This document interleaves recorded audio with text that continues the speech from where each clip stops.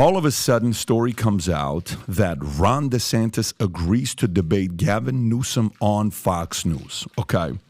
So, okay. I mean, because Newsom called him out, et cetera, and then all of a sudden they decide to come in and say, yeah, I'm not going to do it. I'm not going to do it. I'm going to do it. And now finally he says, yeah, I'm going to do it. So Governor Newsom agrees.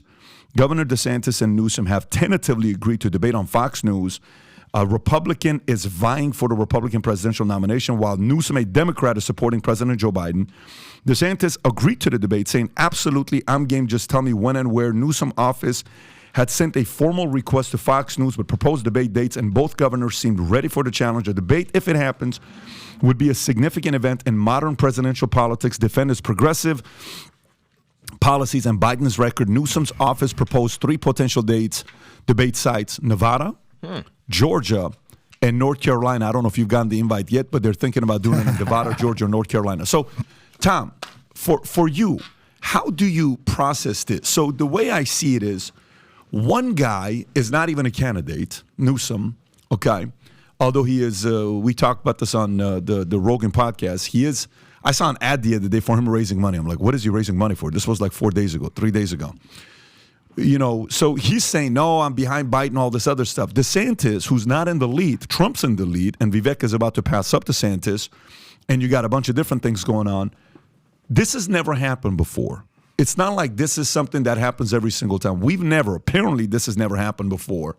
How do you process a governor from a state that's not running during election session with Biden being the president and DeSantis, who is second place behind Trump, saying, let's do a debate, the two of us? The first thing I looked at was what Gavin Newsom was asking, and I tried to look up real quick the polling in North Carolina, because I know there are battleground areas in North Carolina, but it's a predominantly Republican state, although shifting kind of lavender.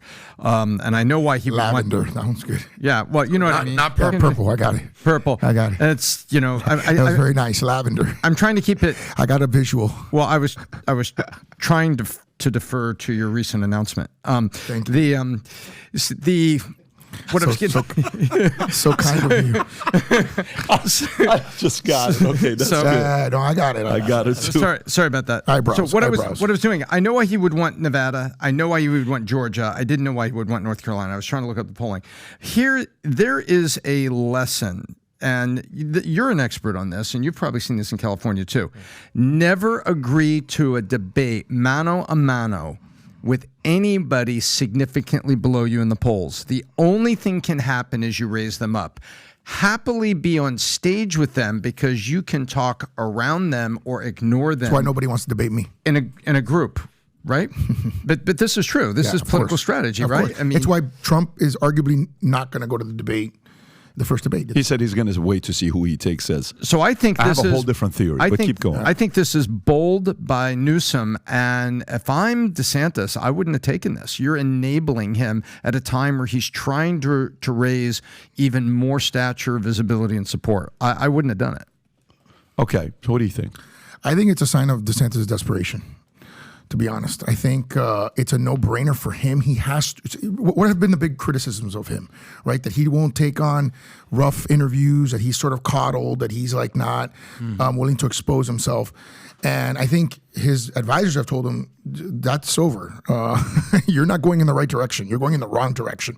And the only way to shake things up is to take risks, right? Like, that's just the only way to change the dynamic. And I think for him, this gives him volume, right? We're all seeking volume at some level, right? To make our case, right? We have to make our case with volume, right? It's not the same, being and everything is an ROT. I call it ROT, return on time, right? Like, where are you investing your time in terms of how much volume you're getting to try to get your message to connect? I'm not surprised at all.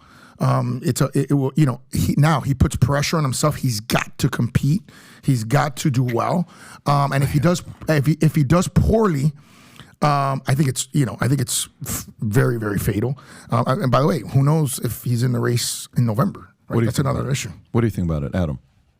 No, I'm asking you. What do you think about it? Oh, gotcha. This? Yeah. I love the return on time thing. Well, it comes down to risk and reward. Yeah. Okay.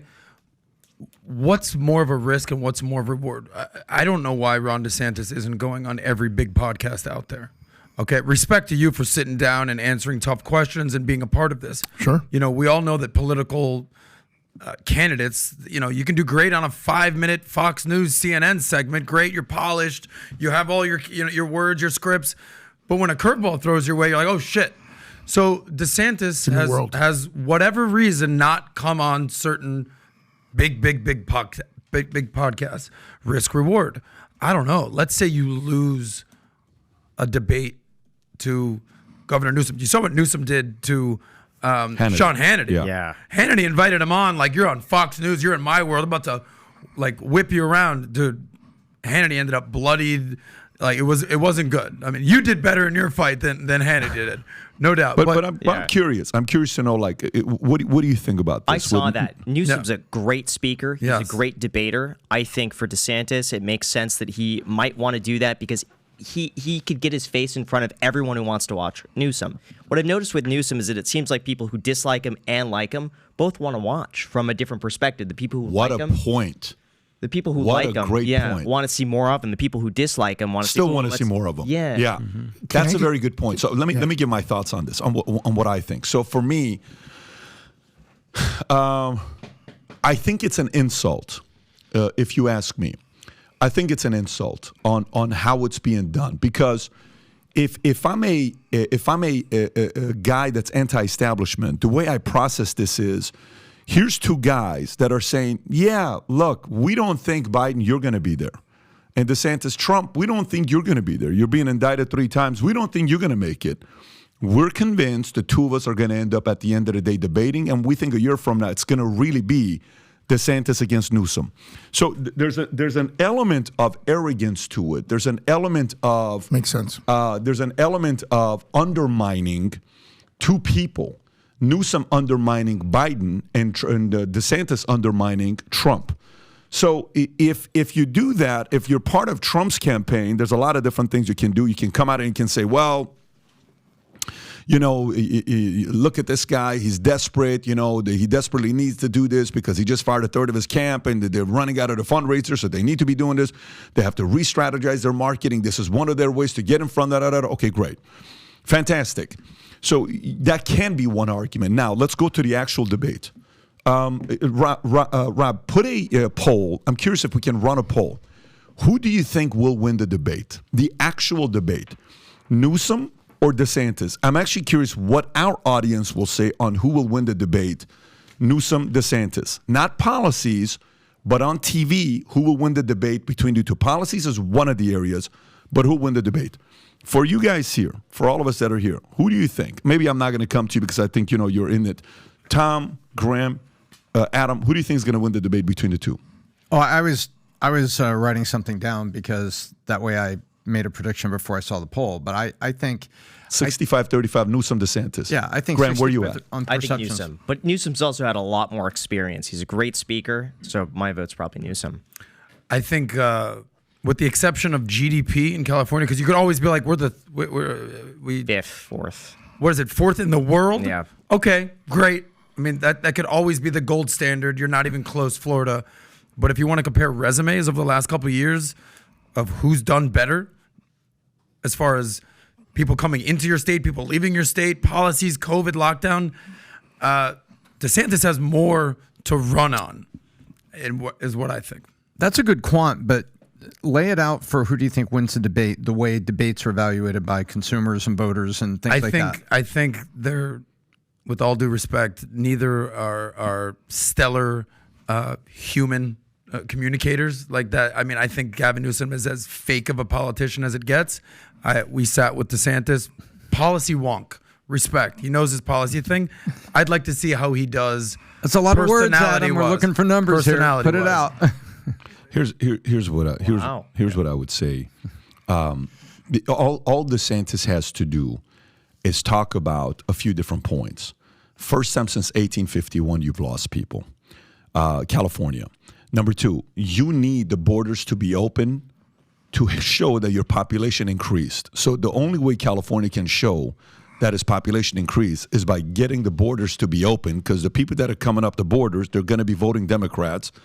Most 65% of Hispanics vote Democrat.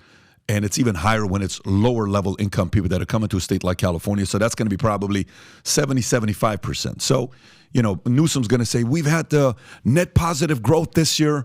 And that data can be misleading. And DeSantis got to show the only way you have a net positive is because you left the borders open. Okay. So that's going to get the crowd responding. During COVID, no one handled it better than DeSantis did. What's Newsom going to say about DeSantis?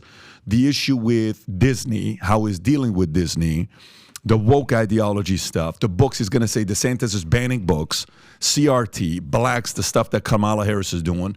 DeSantis has to defend the slavery stuff, saying there was some good that happened with black slaves. Newsom's going to go after him hardcore on that. If there's anything they have to role play is what that answer is going to be on it, because you can't just say, well, it did do so. You can't do that kind of stuff. It's going to hurt you. Then they're going to say, Newsom's going to come out and he's going to say, well, listen, if you think Trump is right, DeSantis is further right than Trump is. So you definitely don't want somebody like DeSantis, because look what position he took with Roe v. Wade. Look what position he took with this. So it's going to be a mess. DeSantis is going to go out there and say, look, in my entire year, I've been living in Florida for 45 years. I've never seen so many license plates that are saying state of California on it, right? He's going to say that. So debate skills, Newsom's got it. Marketability and getting eyeballs, Newsom's got it.